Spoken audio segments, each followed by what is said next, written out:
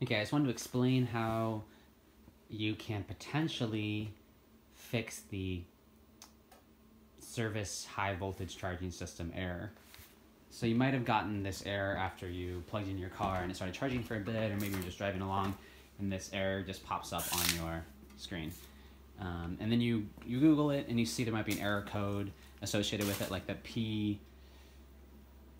P1FFFF, I think, and P1FFFE. And you see that like you have to take it to the dealer for it to be cleared. It might be a coolant issue, etc., etc. But I went ahead and looked at my coolant, which is here. It's on the left side, so the passenger side, and it looked like it was low. So I've already finished the service, and it appears to have worked. I guess we'll find out over the next few days whether or not it actually worked. But what I found online is that you're supposed to fill this coolant reservoir up to the very top, up to the line where the two halves meet. And mine was significantly lower. It was almost at the bottom, which I think might have triggered the service high voltage charging system error. So what you need to do is you need to take off this plastic piece here. So I've already removed it, but this plastic piece has a bunch of little plastic rivets in it, and you can take out those guys, and they're just a little two-piece system. You take the top out and then they just pop right out after you've taken the top piece off. So you take out 10 of those, and this piece will pop off. Then you've got to get in underneath here and remove that little bolt. It's a 10mm bolt.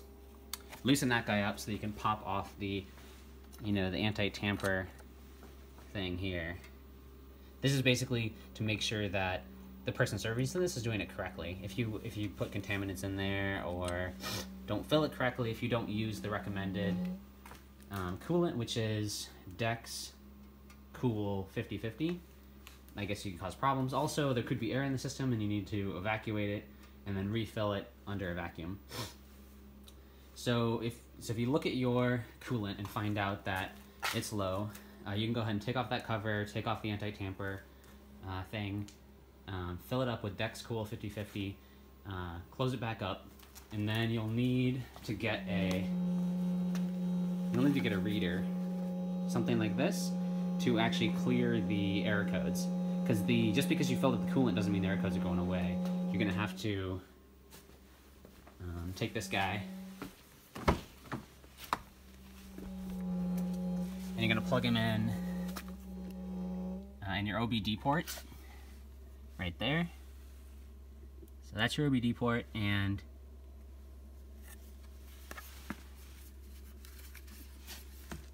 yeah, so you plug him into that OBD port, and then you click read right here, and that will show you if there's any error codes. If there are error codes, you can just go ahead and hold down erase, and then it will ask you to confirm, and you hold down erase again, and that'll get rid of all of the error codes. As soon as I erased those error codes, the warning went away on my screen, and I plugged it in and was able to charge. So at this point it's charging, and it appears to have worked. But this could pop up again, because for example, there could be a leak in the coolant system. Maybe it was just air, and actually there's actually a potential issue. Like if there's a leak and it's leaking into the battery, that might be a fire hazard. So I'm gonna keep a really close eye on the coolant level, and if it's still leaking, after I've refilled it and been driving it, then I'm going to take it to the dealer and have them check it, because I don't know if it's leaking into the battery, and that could potentially be very damaging to the battery.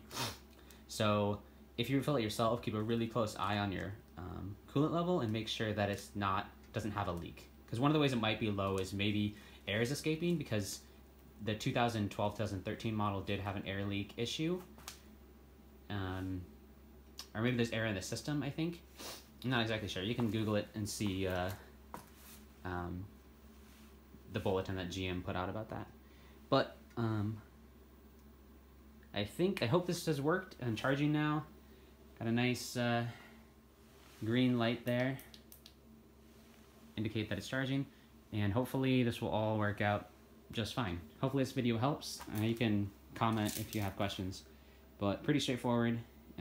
If you Google the error codes, you should find plenty of information online and everything else. But good luck, and do your homework.